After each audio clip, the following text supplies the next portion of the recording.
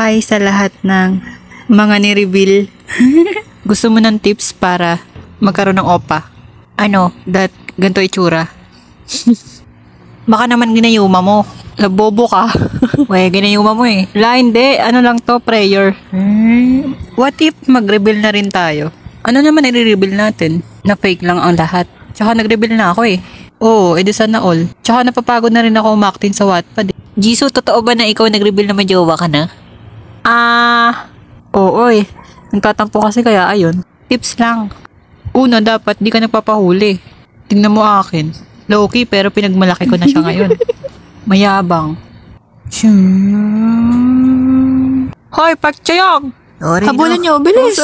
Ubus na naman yung tanghalian natin. Sabi wag pakawalan eh. Walang pinapatos yun. Busog na ako. Aba, paano hindi ka mabubusog? Pati pagkain ng girl, tinuwa mo.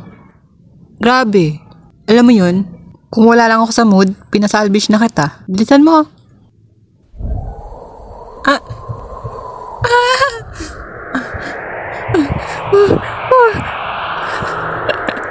Matindi pala dito sa Pinas, no? Di man malamig ang klima dito. At least, meron ditong pangkabugang electric fan. Hi! Hello! Dapat ka na dito? Dapat nasa Ice Age ka. Wag mo naman akong ginaganyan po ka. Wag. Ako na una dito eh. So, ayun guys. Wala nang bida-bida. Ano ba yan? Nawala tuloy yung sasabihin ko. So, yun nga. Natatandaan ko na. Since anniversary namin ngayon, deserve namin magmaoy kasi disbanded na kami sa susunod. Joke, Blackpink lang kami hanggang dulo. Happy anniversary! Salamat sa inyo. Game, paunahan. Kung sino mahuli siya, sunod magre-reveal 1, 2, 3, go. Hindi ako pwede mag-reveal kasi wala naman akong i-reveal. Pero ayoko mahuli kasi may 6 pa akong anak. Lalo ako, di pa ako pwede kasi baka mawala ng bisa ang sumpa.